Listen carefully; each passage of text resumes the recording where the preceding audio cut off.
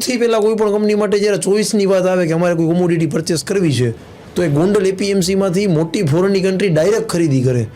તો કંપની કેવી રીતે, કોઈ મલ્ટીનેશનલ કંપની કેવી રીતે પ્રગતિ કરી હોય એને મેં વાંચ્યા છે. હવે એના ઉપરથી મને આઈડિયો આવ્યો કે કાંઈક નવું કરી તો જ આ બધું થશે. તો હું જ્યારે ચેરમેન બન્યો ને ત્યારે મેં પહેલું કામ એ કર્યું કે મારા એપીએમસીની અંદર 10,000 થી 25,000 ખેડૂતો આવે તો અંદર એને બાથરૂમ જવું છે કે વ્યવસ્થા જ નહોતી. તો આટલા લોકો બહાર જાય તો તમે જ્યાં ઊભા રહ્યો ને ત્યાં વાસ જ આવે. તો મેં ગોંડલ માર્કેટિંગ યાર્ડની અંદર એક ખૂણા ઉપર મૂતરડી બનાવી.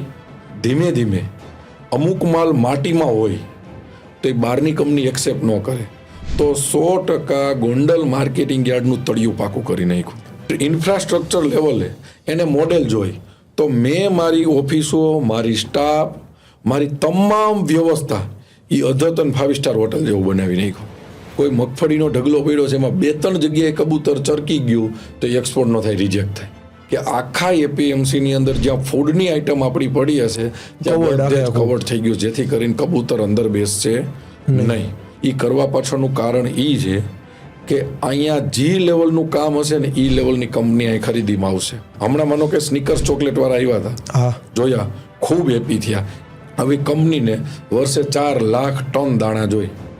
હવે બધું જ માનો ખરીદી એપીએમસીમાં ગોંડલ નહીં પણ જનરલ બધે કરવા માટે તો ખેડૂતને કેવડો ફાયદો છે.